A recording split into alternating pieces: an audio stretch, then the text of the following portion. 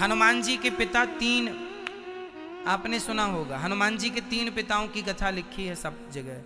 पहले पिता शंकर सुवन, पहला शंकर सुवन, दूसरा केसरी नंदन, दो हो गए। तीसरा पवन पुत्र, कितने हो गए?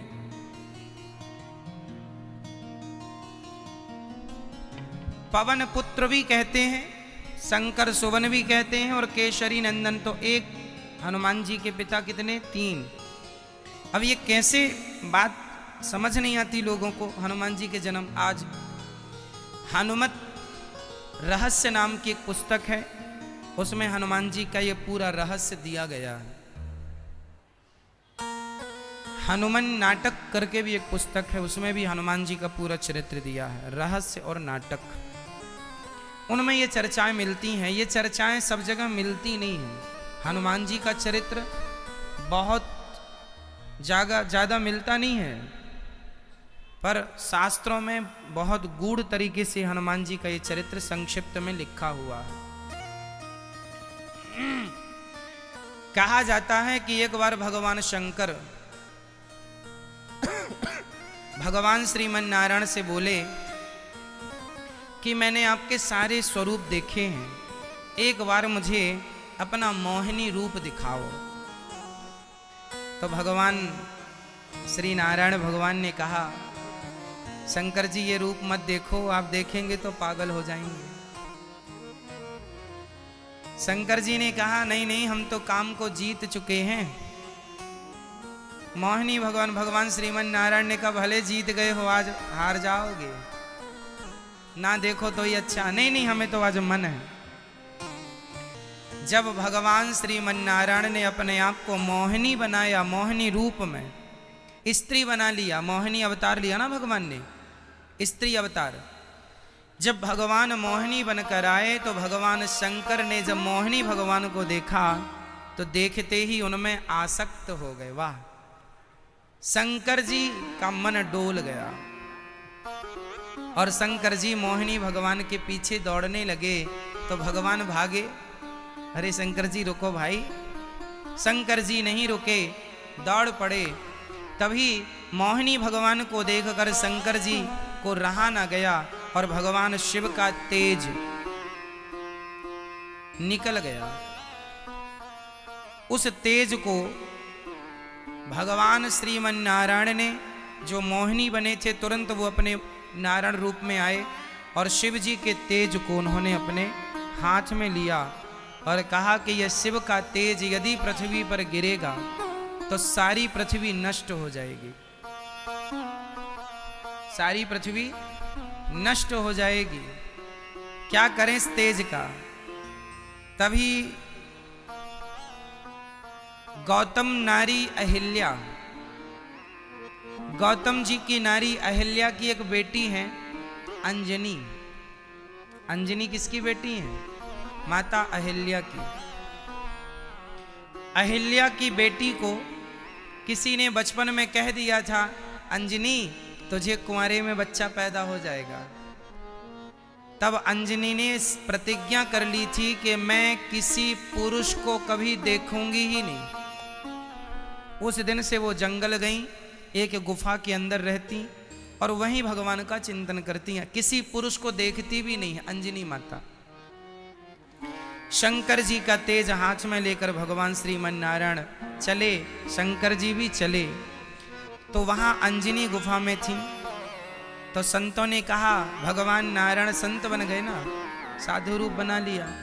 अरे बेटी हमें भूख लगी है, कुछ खाना पीना मिलेगा? अंजनी ने कहा, जरूर मिलेगा, पर मैं किसी पुरुष का मुंह देखती नहीं हूं।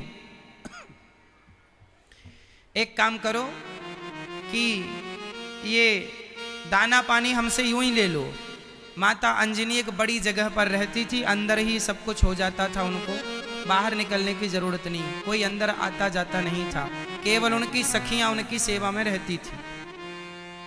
तो अंजनी ने अन्न पानी बाहर से दे दिया। तो भगवान बोले, सुनो हम खा तो लेंगे, पर तुमने गुरु मंत्र लिया है? जो गुरु मंत्र नहीं लिया होता हम उसके हाथ का खाना पीना नहीं खाते।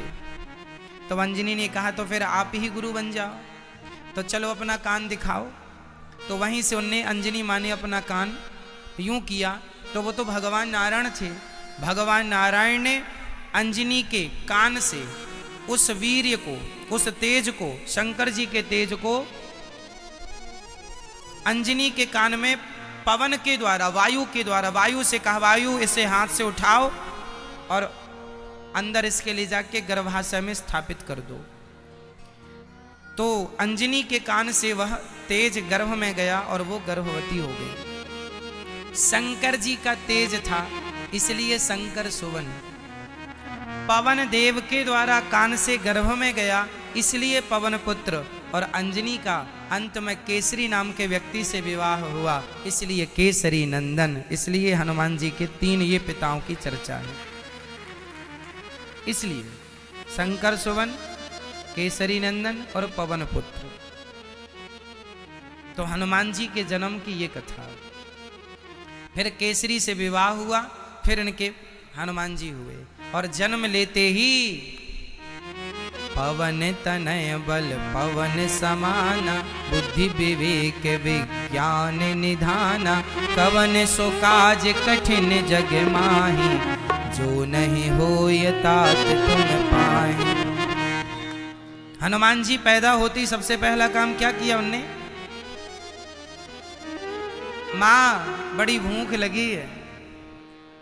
अच्छा देख वो पेड़ पर लाल लाल फल लगा हुआ है, जाके खा ले, पका हुआ है। माँ ने तो उंगली ऐसे की थी, हनुमान जी को लगा कि वो उसको कह रही है जो अभी अभी निकला है। कौन?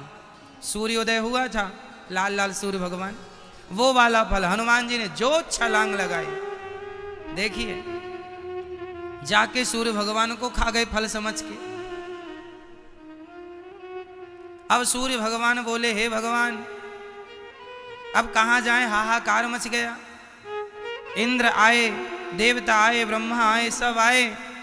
हनुमान जी तो बस बचाओ बचाओ सूर्य भगवान चिल्ला रहे हैं। तब हनुमान जी से कहा गया आप छोड़ दीजिए। इंद्र ने कहा मेरा वज्र तुम पर कभी कोई प्रभाव नहीं डालेगा, मैं तुम्हें वरदान देता हूं। ब्रह्मा जी ने कहा मेरा ब्रह्मास्त्र कभी आपको परेशान नहीं करेगा, कभी आपको वो लगेगा ही नहीं। भगवान श्रीमन नारायण ने कहा मेरा सुदर्शनास्त्र तुम्हें कोई, अग्नि ने कहा हमारा आग्नेय, शंकर जी ने कहा हमारा कोई अस्त्र शस्त्र तुम पर काम, तुम सबसे बलशाली हो। छोड़ दिया हनुमान जी ने, है ना। ऐसे वो मुंह फुलाए थे, सूर्य अंदर थे, भगवान ने ऐसे मारा तो सूर्य भगवान चले ऊपर, हनुमान जी नीचे आए। कुल मिला के हनुमान जी का चरित्र ये बता रहा है कि इस धरती पर ऐसा कोई काम नहीं है जो आप नहीं कर सकते। पवन तनय बल पवन समाना, बुद्धि विवेक विज्ञान निधाना, कवन सो काज, nothing is impossible everything is possible. इसका अर्थ चौपाई में सुनो। चौपाई इसकी क्या है? कवन सो काज कठिन जग माही, कवन सो काज कठिन जग माही, जो नहीं होय तात तुम पाही। ऐसा कौन सा कार्य है जो हनुमान जी आप नहीं कर सकते? ऐसा कौन सा कार्य है जो मेरे भारतवासी आप लोग नहीं कर सकते? बताइए कौन सा कार्य है? हनुमान जी कितनी पॉजिटिव बातें, पॉजिटिव कथा है। कौन सा ऐसा कार्य है जो आप नहीं कर सकते? आज के हमारे जवान भाई बहन परेशान रहते हैं, महाराज जी हम सफल कैसे हों, हमें कामयाबी कैसे मिले। अरे कामयाबी सफलता कोई बड़ी बातें नहीं है, बस आप सीखो तो सही। क्या सीखना है? आप सदा पॉजिटिव रहो। एक सोच ये होती है कि मैं नहीं कर सकता, और एक सोच ये होती है कि मैं कर सकता हूं। और जो ये सोच के चलता है कि मैं कर सकता हूं, वो सच्ची कर लेता है। और जो सोच के ही निकलता है कि मैं नहीं कर सकता, वो कर भी सकता था, पर सोच ही लिया कि नहीं कर सकता, इसलिए नहीं होता। इसलिए हनुमान जी कोई सोच के नहीं चले थे कि मैं सूर्य को खा जाऊंगा, लेकिन चल पड़े तो खा भी लिया। अरे चल पड़ोगे कामयाबी की ओर तो कामयाब हो भी जाओगे, अभी तो चले ही नहीं, सोच रहे हैं कामयाब होंगे क्या, हो जाएंगे क्या। अरे सोचा विचारी करने में समय ना वेस्ट करो, चल पड़ो। क्यों नहीं होंगे? हमारे यहां नेगेटिविटी है ही नहीं। मैंने एक माँ के बारे में सुना, मैया सच्ची घटना है, कहाँ की है ये मुझे ज्ञान नहीं, उस माँ का नाम क्या है वो भी मुझे बुद्धू को पता नहीं, पर इस घटना को जब मैं सुना तो वाह, गदगद हो गया दिल। एक माँ अपने बेटे को लेकर जा रही थी, जरा सा बेटा था, अभी अभी चलना सीखा था, उंगली पकड़ के। तो माँ सड़क से जा रही थी, सच्ची घटना है, सड़क से जा रही थी तो माँ इस तरफ थी और बेटा सड़क की तरफ था, उंगली बराबर पकड़ी थी।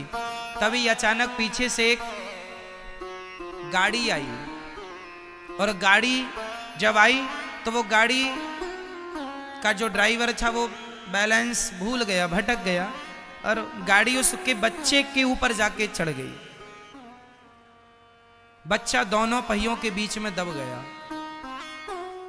और वो माँ, वहां कोई नहीं था।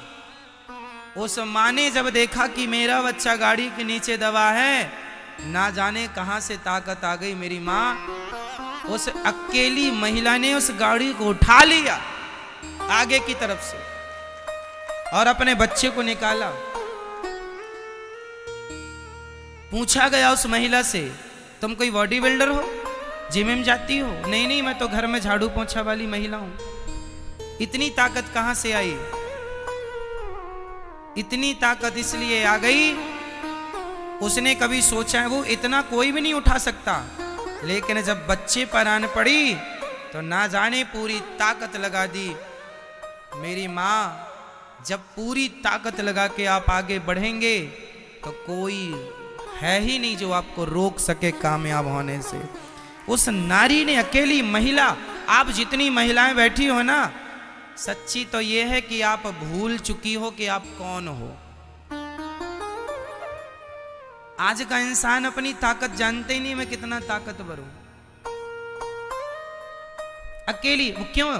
उसका बेटा था, किसी और कोई और होता तो शायद उससे गाड़ी ना उठती, लेकिन अपने बेटे के लिए मेरा बेटा उठा लिया, बचाया अपने बच्चे को, पूरा जोर लगा दिया। बस यही है सफलता का मूल मंत्र। उस दिन आदमी सफल हो जाएगा जिस दिन पूरा मन, पूरा जोर, पूरी एनर्जी, पूरी ताकत एक जगह लगाएगा, एक काम के लिए उठा लेगा। आप लोग बटे हुए हैं, थोड़ा ये भी कर लें, थोड़ा ये भी कर लें, थोड़ा 10 कदम चले, अरे ये रास्ता अच्छा नहीं है, फिर वापस आए, तो 10 कदम गए थे, 10 कदम लौटे, 20 कदम, 20 कदम वापस आए, और 20 कदम का जो समय जाया हुआ, खर्च हुआ, वो अलग। यदि और आगे बढ़ते तो 20 कदम, 10 कदम और 20 कदम हो जाते, और आगे चलते तो वहीं मंजिल मिल जाती, लेकिन जाकर वापस भी तो आ गए। ये व्यक्ति कभी सफल नहीं हो सकता जो पलट पलट के देखता है। कुल मिला के कहना यह है कि ईश्वर भी उसकी मदद करते हैं जो अच्छे सच्चे रास्ते पर चलते हैं। ईश्वर ही आपको वो शक्ति देते हैं कामयाब होने की। आप बस जिद कर लो, ठान लो कि हमें सफल होना है, कामयाब होके ही रहना, खत्म बात। हमें कोई किंतु परंतु, कोई किंतु नहीं, कोई परंतु नहीं, कामयाब होना है, काम करना है बस। Nothing is impossible, everything is possible. कुछ भी नहीं है ऐसा कार्य जो आप नहीं कर सकते। कोई भी ऊंचाई, चाहे एवरेस्ट की चोटी ही क्यों ना हो, इस धरती पे कोई इतना ऊंचा है ही नहीं जिस ऊंचाई तक आप ना पहुंच सकें। बताइए, हम तो, कल्पना चावला तो अंतरिक्ष में चली गई, तो तुम एवरेस्ट की चोटी की बात करते हो। एवरेस्ट की चोटी तो वो लड़की चढ़ गई जिसके दोनों पांव टूट चुके थे, दोनों पांव कट चुके थे, वो भी चढ़ गई थी।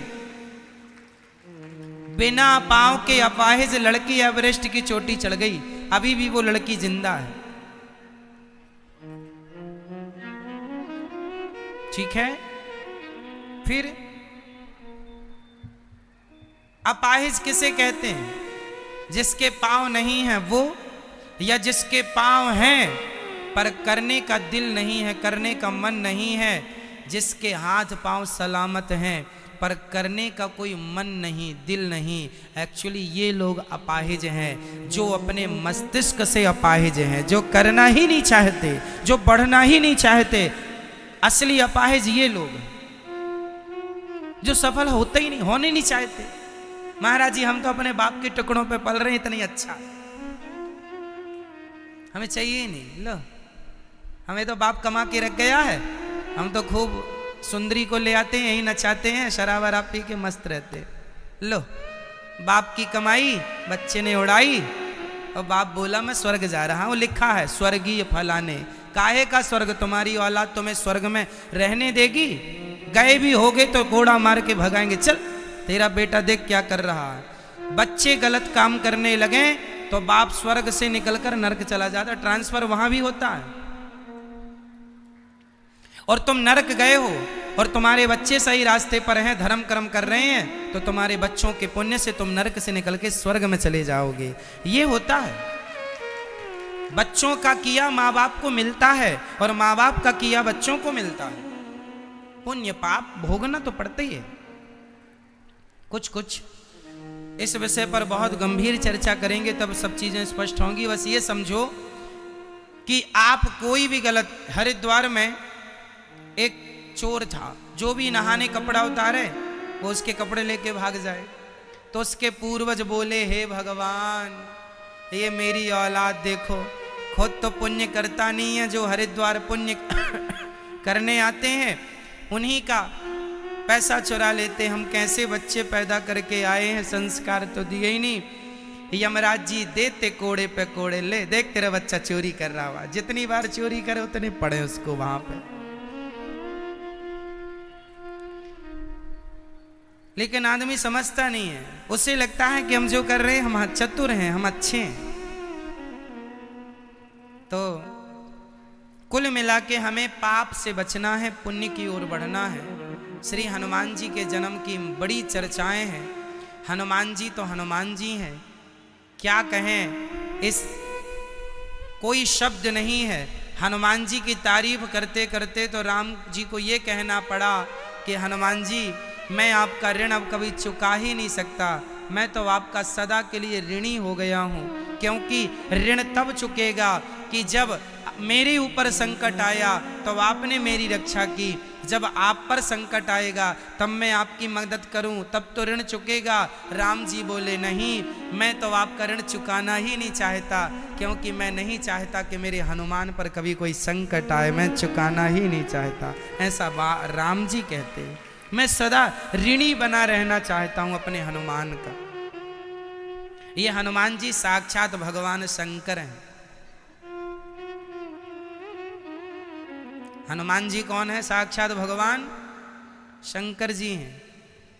त्रेता युग में शंकर जी राम जी के पास क्या बन के थे? त्रेता युग में राम जी के संग शंकर जी क्या बनकर थे? बोलो, क्या बनकर थे? क्या बनकर थे? बोलो जोर से। हनुमान। और द्वापर में श्री कृष्ण के संग शंकर जी क्या बनकर थे? भगवान श्री कृष्ण के संग भी हनुमान शंकर जी थे। किस रूप में थे? बांसुरी। भगवान श्री कृष्ण के हाथ में ये जो बांसुरी है, ये बांसुरी साक्षात भगवान शंकर ही बांसुरी बनकर आए हैं, शंकर जी ही बांसुरी हैं।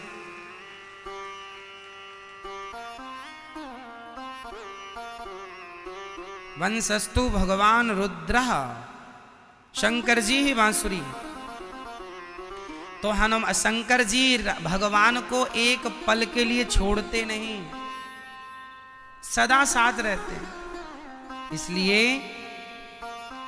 हनुमान जी राम द्वारे तुम रखवारे होत न आज्ञा, बिना बिना हनुमान जी की आज्ञा से, बिना शंकर जी की आज्ञा से भगवान श्रीमन नारायण का दर्शन नहीं हो सकता। हनुमान जी की, शंकर जी की आज्ञा लेनी ही पड़ेगी। हे भोलेनाथ हमें आज्ञा दो कि हमें भगवान श्रीमन नारायण का दर्शन हो जाए, हमें गोविंद का दर्शन हो जाए।